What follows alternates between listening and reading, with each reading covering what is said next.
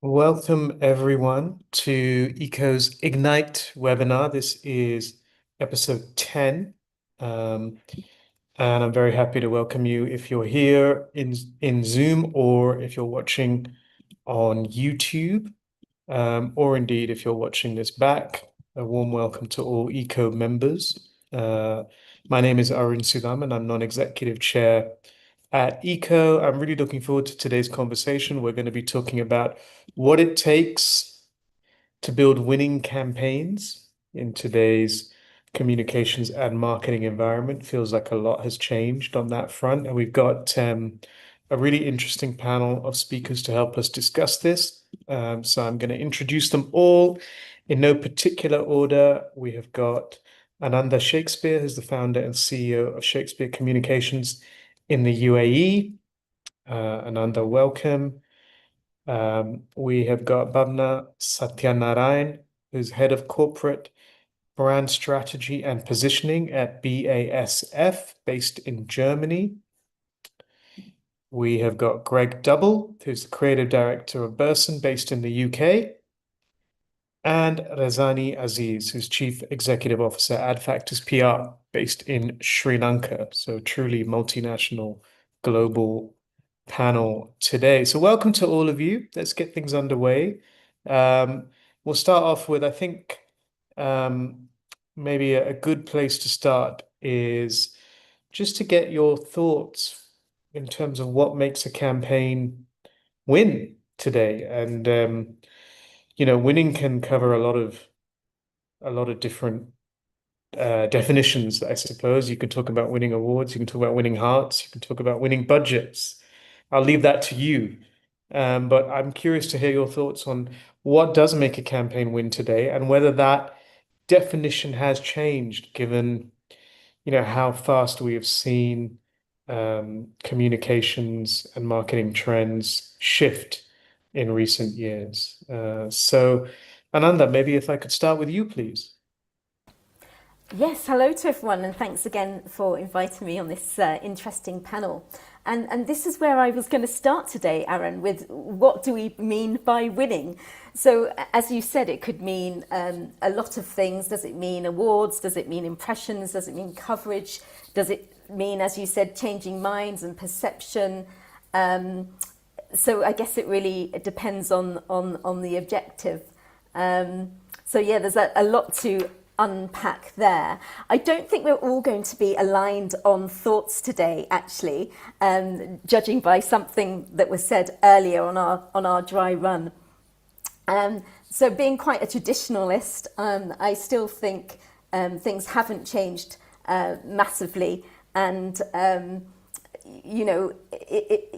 the end of the day, you need to target, you need to have a measurable impact, whatever that is, depending on your objective, social, business goals, and you still need to be engaging and engaging to the relevant audience. But anyway, I'm probably digressing a little bit there into questions you're going to ask later. Yeah, sure. So fundamentals still very important. Greg, let me come to you next. How do you define a winning campaign these days, and how has that changed for you? Yeah, I think look, I'm going to make use of my creative director title to give a slightly different angle to Ananda, but it's the fundamental truth of what Ananda said is completely spot on. It's like a winning campaign is one that is effective, gets you hired again, gets your client and your brands delivered again, is a winning campaign. There's a million ways you can define it. I'm going to speak explicitly about the work that I've seen, and having spent the time in Cannes this summer and sort of seeing some patterns of the work that's coming out, I think there's a real shift towards brands that have been celebrated in that field by being a little bit more reactive. I think the biggest trend we're seeing is how brands interact with culture, and not hijacking culture, but taking a really culture up a first approach. And I think you're seeing that the brands that are being loved and actually have some general cultural salience are the ones that start with culture, don't start with their product or their category. And I think you're seeing those brands do that who win really well. And that can be anything from giant brands like Nestle, alleviating a bit of control, as they did with the Kit Kat Hyacinth being decorated, and they did all the way through, to something as skillful as Popeyes doing one good tweet that blew up and it was reactive and really well done. So I think there's a slight move towards reactive, but as the panel members will say, not that's not true of all sectors, of all categories, of all bits we go through. So I think how you define winning in terms of effectiveness, I think efficacy is still number one. And then you can get into everything after that is up for debate in terms of where you come from, what your background is. Yeah, thanks, Greg. I think a really good point on some of the trends we saw out of Cannes, in particular, that shift towards more reactive campaigns and towards kind of jumping on cultural trends, often, little micro trends, not even kind of necessarily universal shifts. But of course, as you mentioned, not everything is reactive, and there's still, I think, especially in our sector, especially in certain types of work, there is still longer lead times and so on. Bhavna, let me come to you next. How do you see winning campaigns today, and how is that definition changing for you? Yeah, no, thanks, Arun, for having me. And really happy to be chatting with this really international group, as you said, because that gives us such a diverse flavor. I think I really resonate with what Ananda said and what Greg said. It's really, I mean, how do you define a winning campaign reflects on what you set up as an objective for your campaign and where you want to go and what's the purpose of your campaign. So it can be really different, as you said, for different people. And for me, what was really interesting to hear when you and Greg mentioned that coming off Cannes, there's a lot of people looking at campaigns very reactively. And I said, like, either I can be super proud or I can be a bit embarrassed. And I go with the proud part because I belong to quite a traditional, let's say, industry and company. And so we sort of are looking at this still a bit more traditionally, in the sense that our campaign, at least the current campaign that we're running, it's called We Create Chemistry, We Create Change. And it's really rooted in our purpose. It's rooted in having the right messaging, the relevance, this sort of emotional connect, targeting. So it's really, I think the basics are super important. We can't forget that. And a winning campaign is made up of all of these basics as well. So for me, it's really interesting to also see that when we are talking about trends, that those are important, but also having this long-term view of what a campaign's meant to serve, and also having this sort of really thought through, ideology in the campaign is super important. While of course we also try sometimes to, when you're running a longer campaign, you also not want to miss out on these little micro trends you were talking about. So sometimes we also try to jump on that little bandwagon and do a little bit of change here and there, but we stay true to the longevity of the campaign.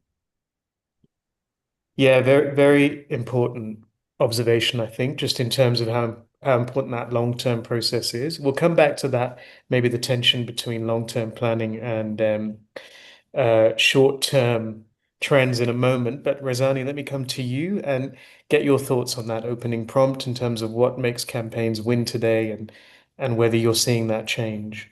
Yeah. So thanks, Arun. And my response to that question is going to be purely from the lens of public relations and public affairs. It definitely needs to address the business issue. The campaigns that we come up with have to have clarity, relevance, emotion, eventually achieve your objective, whether it's a policy change, whether it's a behavioral change, whether it's a mindset change. And again, like I said, I'm talking through the lens of public affairs or NPR. So a winning campaign to me should be a very sharp idea that people can grasp immediately, and where there is obviously relevance, and one in which gives audiences a reason to respond and potentially change a behavior or a mindset. And that's how I would think winning campaigns should be. Sure. So I think that is a very kind of useful conclusion to that first prompt, because I think all of you fairly aligned in terms of the importance of impact and genuine impact in terms of behavioral change, rather than just, you know, we see a lot of, I'm sure we're all familiar with campaigns that maybe are focused on driving awareness or on driving outputs, impressions, and so on, but maybe are not kind of completing that final mile in terms of actual outcomes and impact. Um, so I guess that takes me to the next question in a way, because I'm curious to know, impact is so important. You've all mentioned it, but how do you, I guess, balance the need for strong results with, you know, being able to develop a clear strategy and also being creatively innovative, ingenious, clever. Um, is it all in service of the impact, or do you have to perhaps look at things a little bit differently in terms of how you're planning campaigns, um, when you're trying to think about how to be strong strategically and creatively? Bhavna, maybe I could start with you on that one first. Yeah, sure, Arun. And I think that's a very interesting question. To me, it really, I mean, yes, it's super important to have the impact, and I don't see one offsetting the other. If you don't have the right creatives, if you don't have the right strategy, obviously that's going to impact your results. And I think if to get the right results, you need to have the right creatives and the right strategy. So I think it goes hand in hand. And for me, that is super important, that we're looking at things like, how do you still stay authentic to your brand and not really, going in a different direction just because you want to be very creative for the sake of being creative. It's really about having that purpose embedded. It's staying it true to who you are and not sort of portraying yourself as something you're not, just to have an impact, because that then is just impact that it's not going to take you anywhere. It's not going to address a business need. And I also really think that knowing your audience very well and having that really focused discussion around what do you want to tell your specific audience is then really helping you already bring in the creative part, the strategic part, and the impact together very nicely. Okay, I'm going to come to Greg again after this because I think it's useful to have a counterbalance view from a creative as well. Um, Creative for the sake of being creative. And the PR industry is not necessarily, it's not always viewed as being as creative as, for example, the ad industry. Do you think there is a case to be more creative, or do you think there's a risk of creativity perhaps detracting from the focus on impact and results? No, it's a really good question. Look, I come from a slightly different background in that I wasn't a born creative, if you know what I mean. I didn't go to ad school and go through that route and then transfer into PR as a PR person first who loved the creative side of it. So I've always had a personal affection for efficacy before floweriness because I came from that world. And so look, I'm quite bloody minded in this respect. It's not good creativity if it doesn't sell or it doesn't do something. It's just not. It's pointless. It's showy, and like, look, we can go and put it up in an art gallery if you want it to be that. It's like we're here to make money and to deliver against objectives. And so I'm not a creative purist in that sense. So when we talk about it all being held together, I think like, look, I've had a very good can this year, which is fantastic, and with colleagues, it was brilliant. I still maintain that there are other campaigns that I've worked on, and I'm sure other people in the industry would feel the same, that wouldn't have got recognised by Cannes because they're not expressively creative. They don't have quite that richness, but they delivered sales, for example, and you hold them up as they might be the ones that pay the bills as well as the ones that show your creative skills, and then the magic are the ones that get in between both. And again, to toot the kit highest horn, the reason that was so effective was it also had clearly a commercial element. Like when we brought the tracker and VML brought the tracker into the game, you had something that literally was got people to scan the barcode of the product. Now you can't do that unless you've paid for it. So it was both creatively and commercially brilliant. And I think I don't think you're doing one without the other. I think you can be creatively brilliant and commercially brilliant, and that is creative brilliance. I don't mind admitting there's been times when I've gone for something that felt more artistic and I lost a bit of impact on it. And I sort of learned from that and go like, look, what do we actually need to deliver? And you start getting a lot more clear-minded on it. So I don't think you can separate them. I'm always going to push for people to be more creative in what they do, but I come with the promise that it will always still have a commercially savvy, because that's how I win the trust of not just my colleagues, but my clients, to be like, look, I'm not doing this for a Cannes Lion. I'm doing this because I genuinely think it's the right thing to do. And if Cannes Lions happen at the end of it, fantastic. Okay, so we have a very impact-minded creative. So that's an interesting angle as well, just in terms of where we take this discussion, I think. Razani, maybe if I come to you next, is there a risk perhaps that that award shows end up prioritizing creativity ahead of effectiveness? And is that something that perhaps you see playing out in when you're Um, thinking about campaigns too? yeah. So, I'm going to flip that question a bit to Hmm. talk to explain how we come up with campaigns.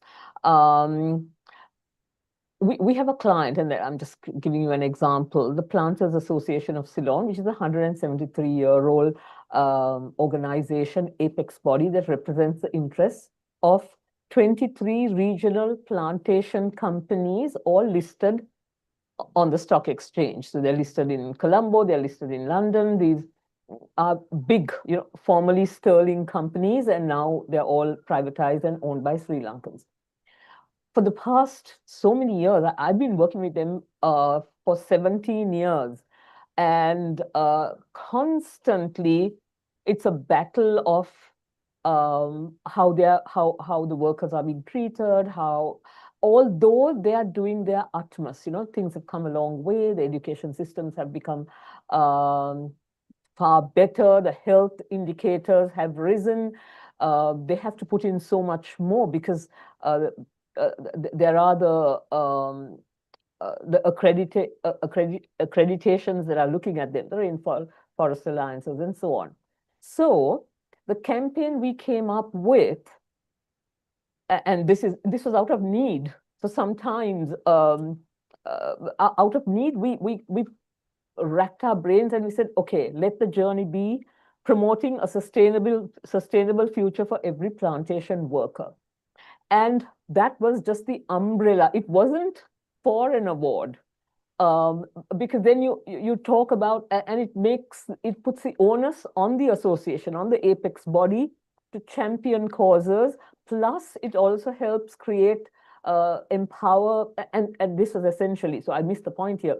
This was essentially to introduce a new wage structure, which is a revenue sharing model, instead of the standard wage model. So this was, making them entrepreneurs, contract farming, and so on.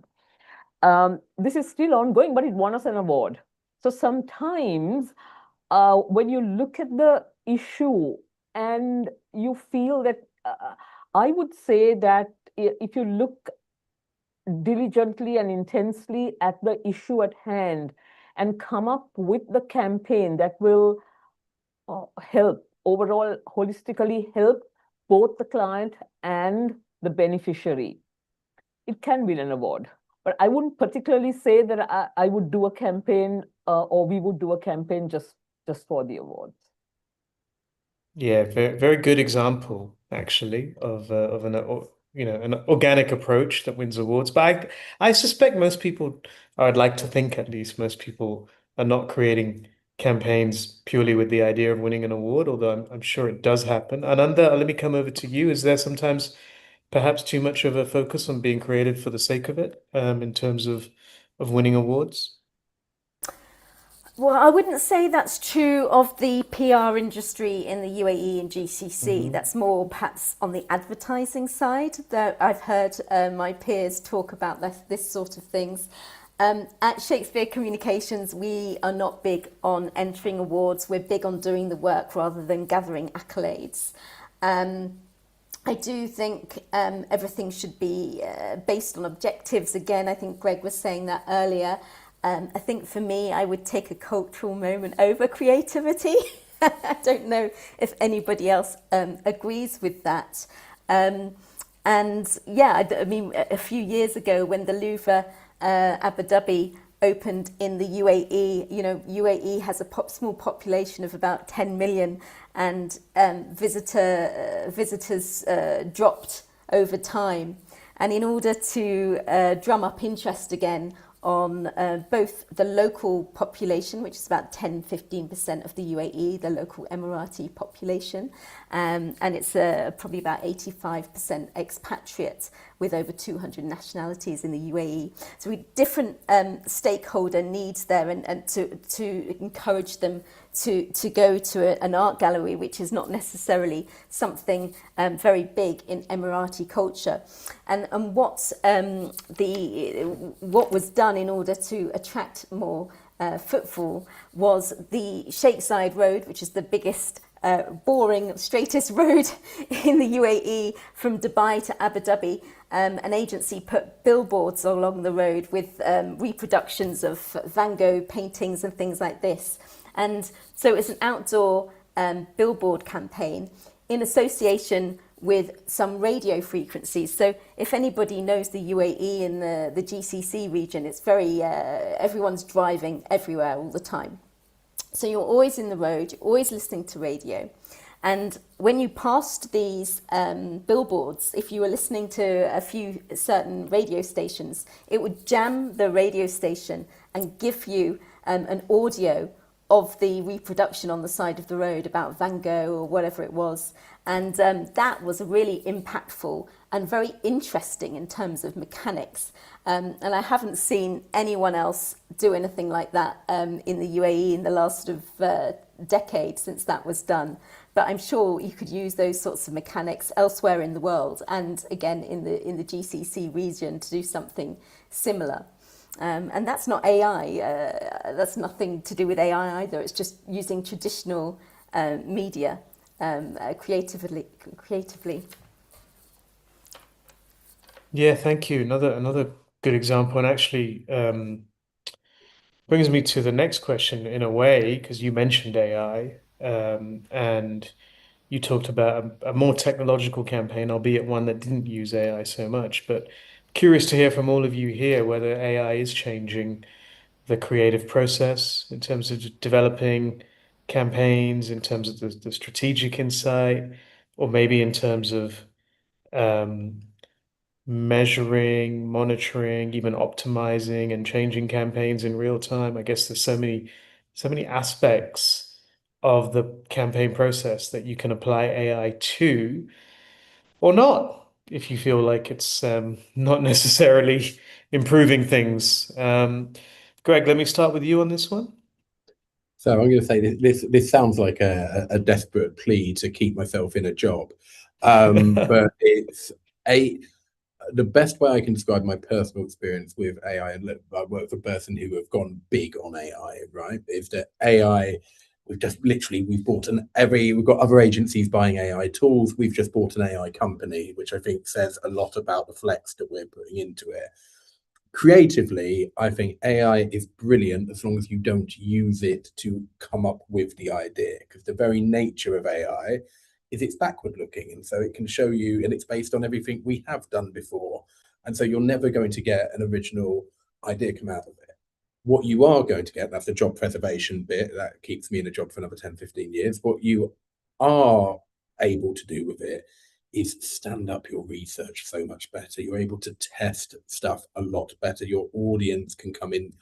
Audience profiles, what I've seen it done really nicely is about building these audience profiles that are able to, you can test ideas against, and just a derivative. So I'm enjoying it a lot more in before and after, but the actual ideation I think has to stay human. The stuff we're doing in evaluation in AI is spectacular and really, really strong, and it's turning stuff that used to take a month is taking a week, and you're getting the quality of results you're getting back are so much stronger, and our data team are exceptionally good at that.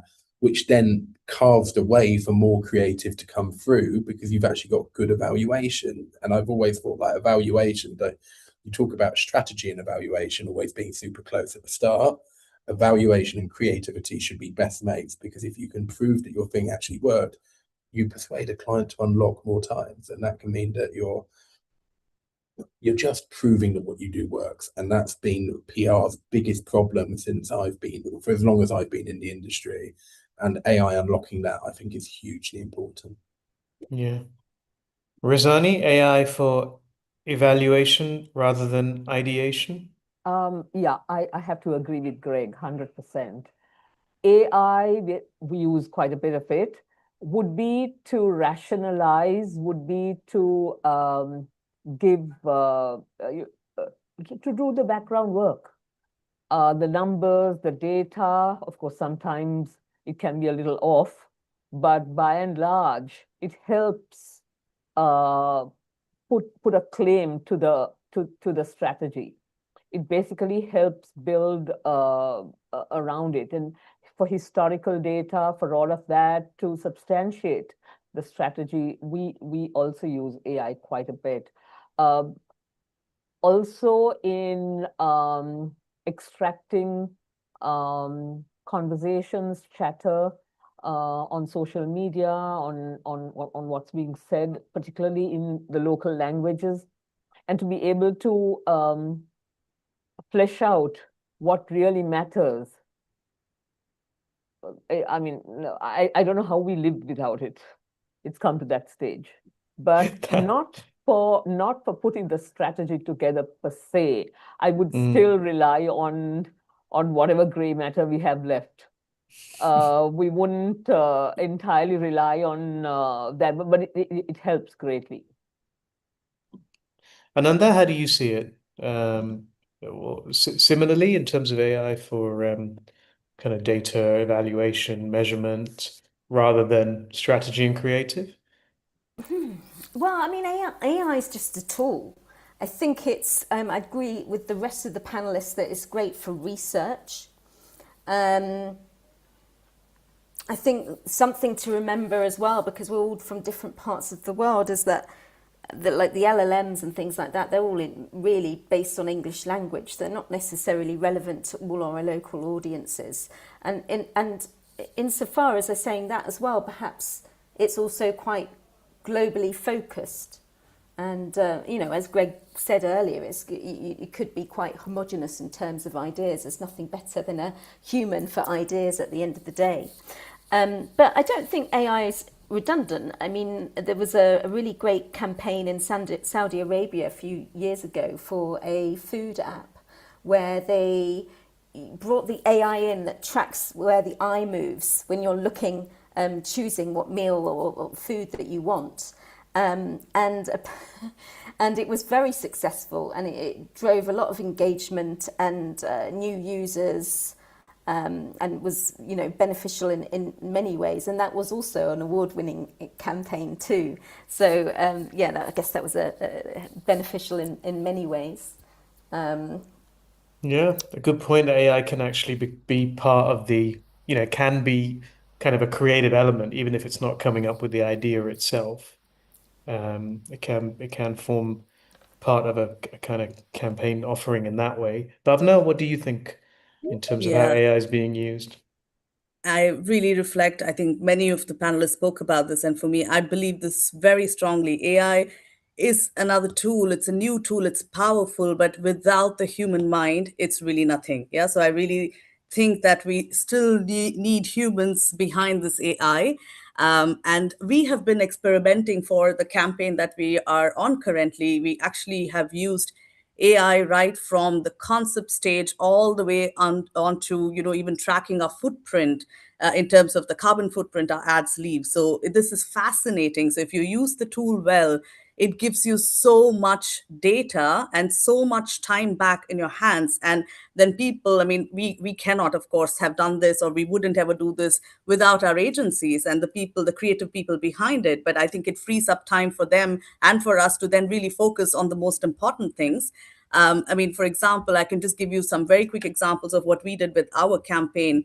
So we wanted to show examples of our innovations that are used around the world. But of course, like everyone else right now, budget is not something that's super easily available. So what we actually did with our agency was we came up with, of course, the creative idea and concept was human driven, and we tested that using AI, the concepts and the storytelling, if it's working, how would it look visually. And then we actually went into a 360 virtual studio using AI to shoot this whole thing, and make it look like we're actually shooting this around the world. And that was fascinating what you can do. And we're also, really looking into everything, like from the production perspective, translations. Somebody mentioned this, so really different translations and media drafts. And we're looking how to optimize. So for another example is, after the shoot, we realized that one of the shots that we really liked, the person in the shot had their eyes closed.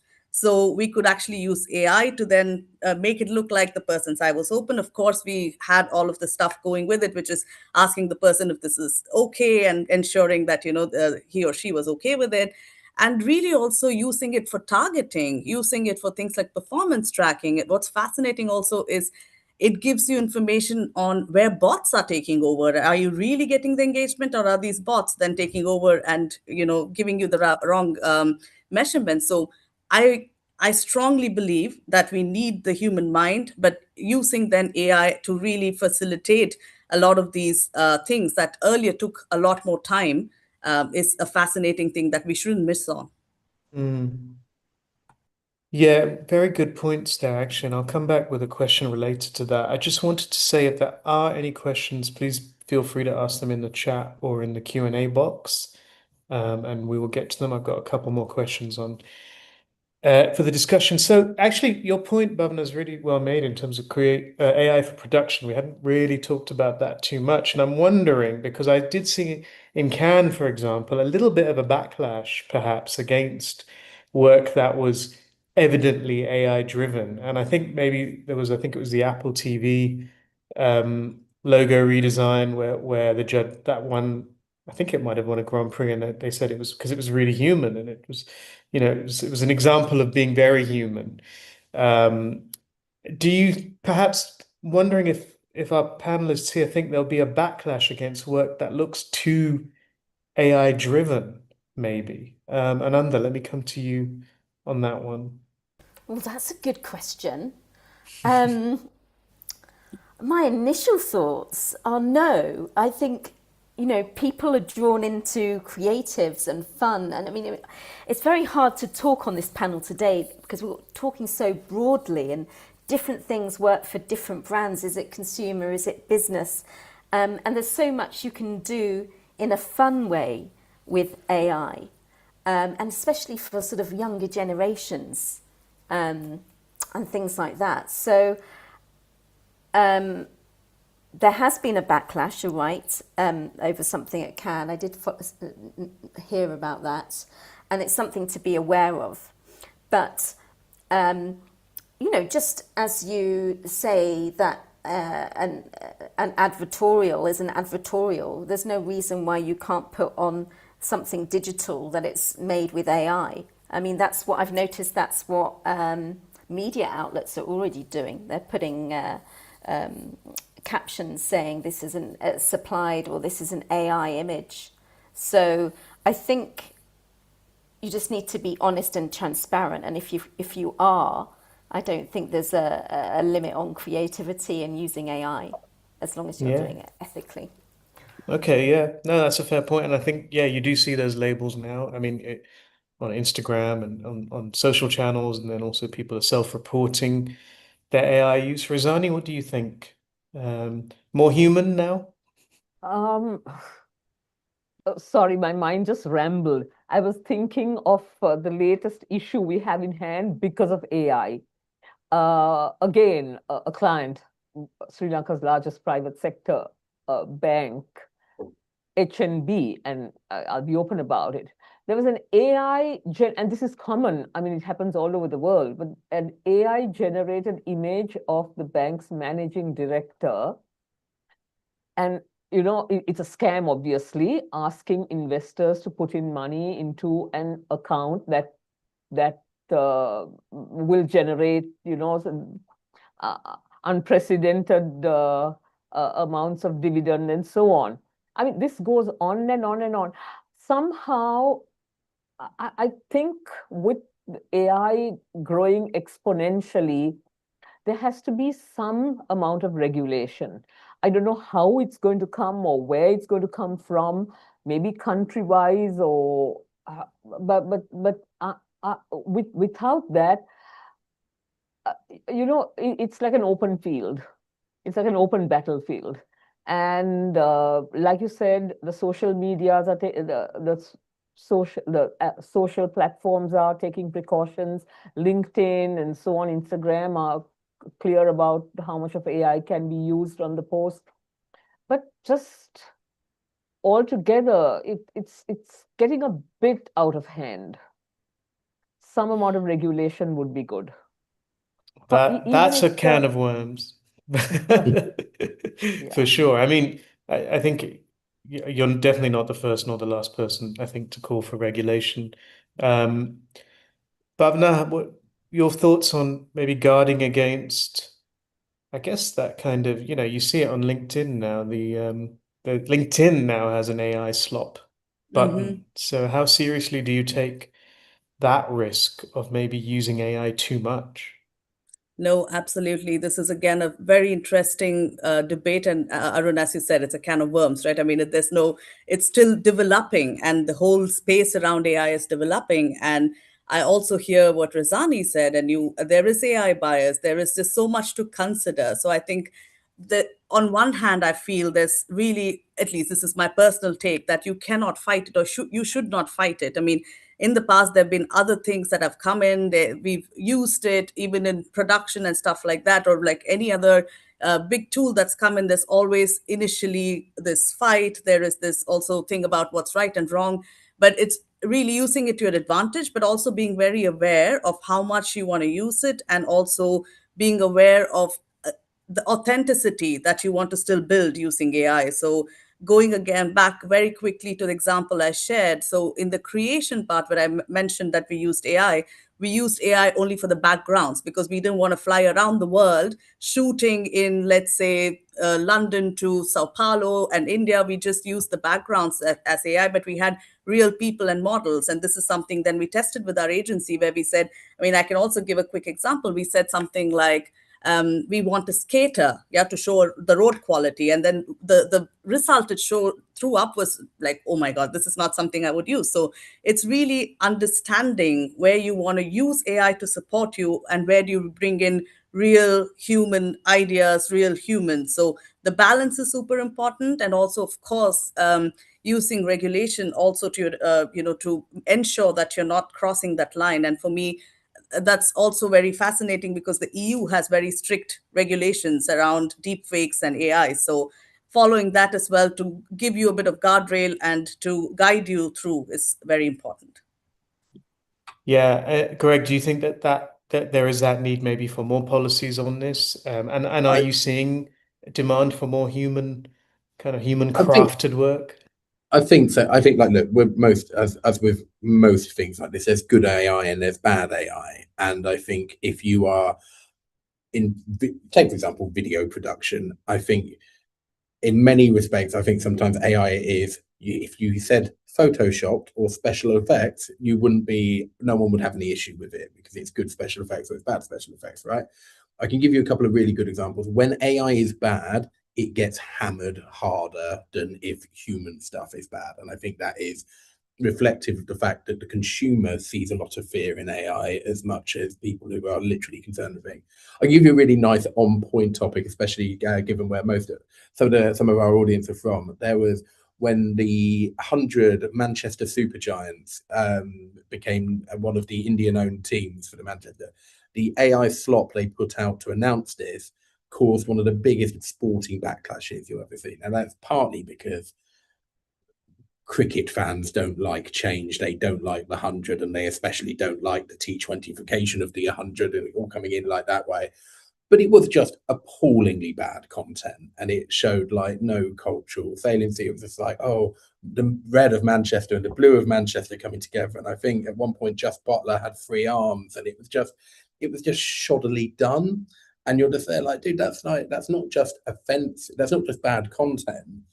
You've done bad content to try and avoid spending more money on bad content, so it looked cheap. And I think there's a real thing of like, you can make really high quality AI. I think there's a really interesting point that Bhavna and Rizani touched on as well, about how AI can do stuff for your C-suite as well. Like if you're showing your CEO in loads of different countries, but they've not been to those countries, I think that could be a little bit of a reputational risk. So you don't use AI to replace, I need to go and see my team in Delhi, or I need to go and see my team in London. Like that's actually quite an interesting thing when you should drop in. So I think it's a quality argument more than anything. I think people are going to get more increasingly AI savvy, and I think the AI is going to get better. So if you make bad AI, it just reveals that you're being cheap.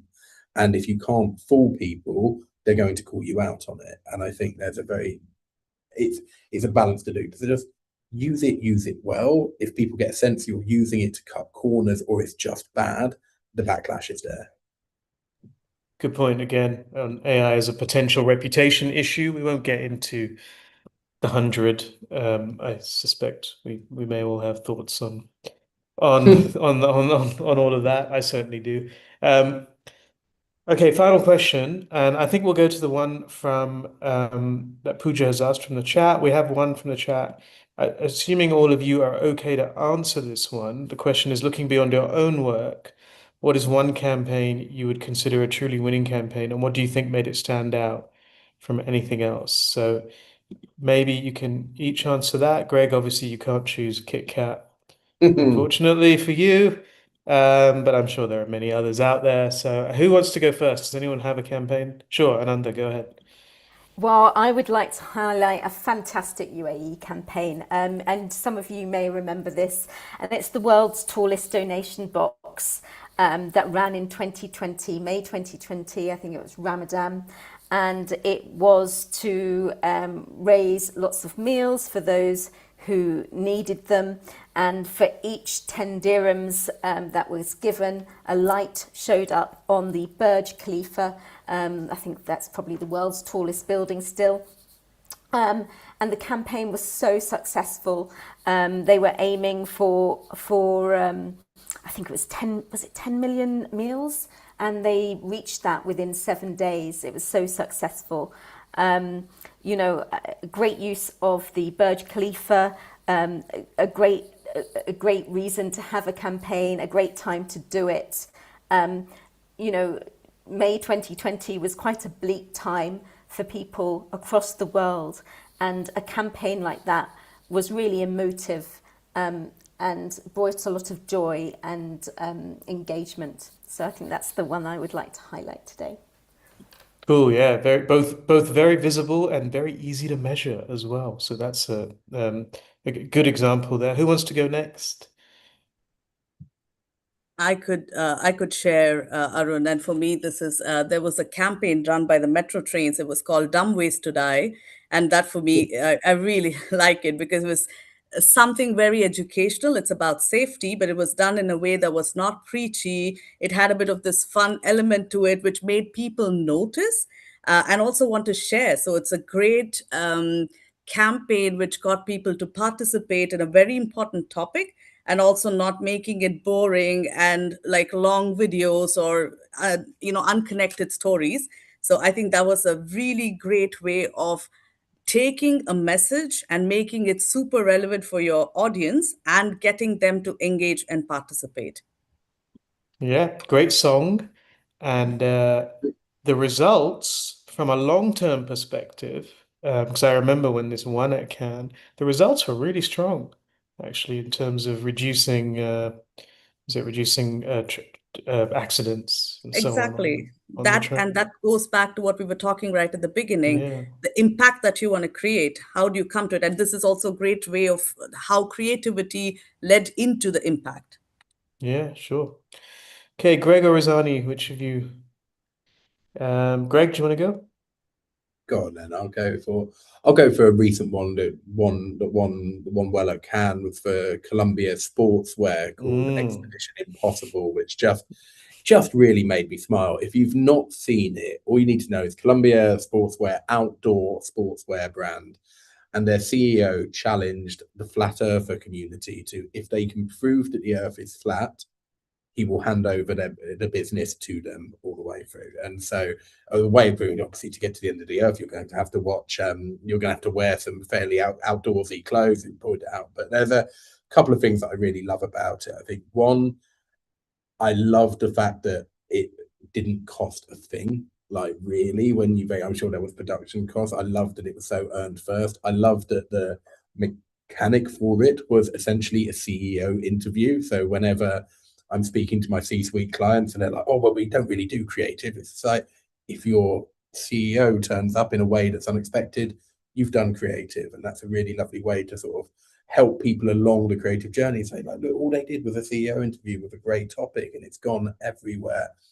I also really loved that he engaged with what I'd call a micro community and culture in flat earthers, but you don't need to be a flat earther to get the joke, if you see what I mean. And so the noise came initially from flat earthers who were like, finally, we get to prove it, or this is a disgrace, you can't prove it. Like it, but you got the joke beyond. And I think it's something that we speak a lot about, is there's so many different cultures now and micro cultures, and the death of monoculture to be like there's so many different places. I thought that was a really good example of using something like that. And Bavner sort of touched on it. It was funny. And I think in a world that doesn't feel especially funny at the moment, a little bit of light relief is no bad thing culturally. Yeah, and I think quite a brave campaign too, in Yeah, like some they could have respects, they right? they Yeah, invited a pelting, and obviously exactly. they got a little bit of one, but not really. I mean, there are a lot of brands that would run a mile to just get away Yeah, from the whole flat Earth thing, yeah. with It's one, with good it's one of the reason, rare maybe. ones. It's one of the rare ones where you can just say, yeah, but we are right. So you're quite Yeah, easy to be on the right true. side. Apologies to any flat earthers on the call, but Yes, apologies to uh, all. yeah. Actually, no, we're not apologizing to them. Rosani, you get the final word. Yeah, final one, and I'm going to go from a fun one to a fairly serious and morose campaign that we did. So 2022, the year 2022 was 2 years after COVID, when our country went through the worst economic crisis. Looking back, I don't believe we stood.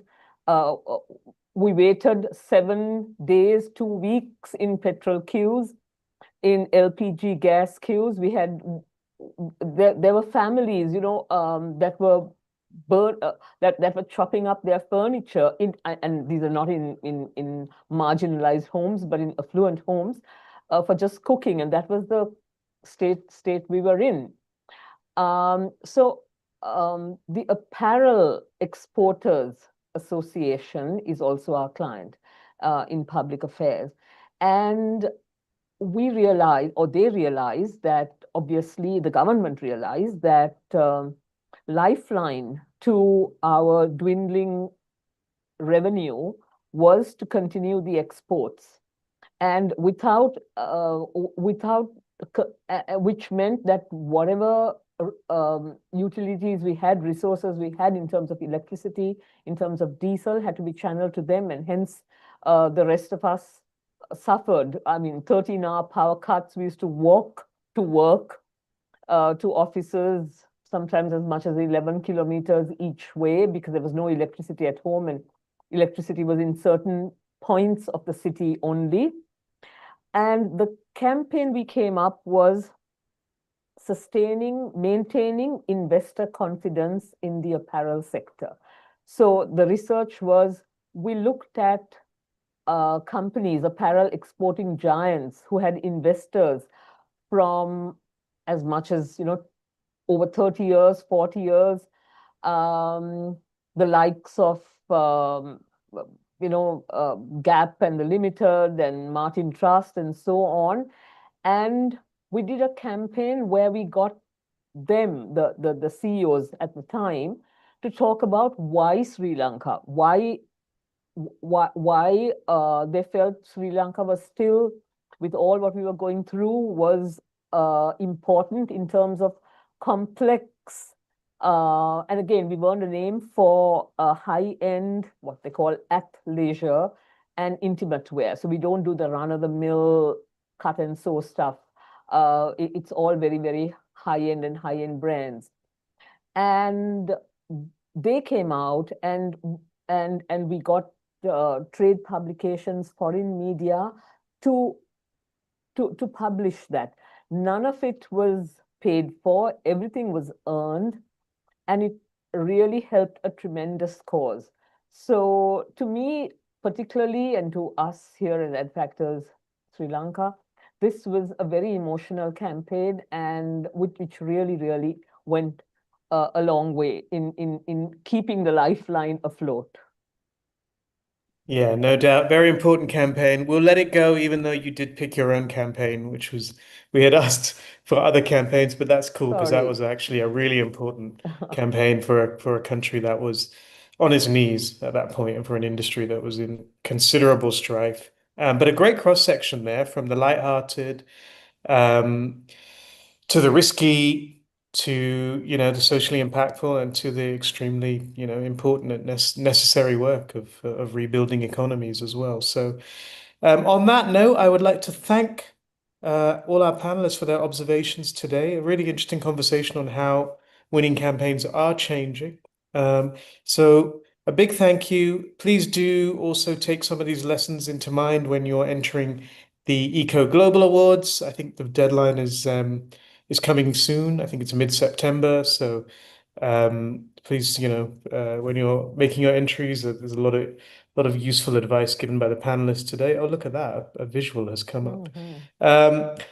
And join us. Oh, we have an actual episode on the Eco Global Awards. It's the next episode. That's on 3rd September. So you can join us on that. And I think we're going to walk through some of the case studies on that one too. So until then, a big thank you to all of our panelists. Take care and see you soon. Thank you. Thanks, Aaron. That was great. And it was Thank really you. great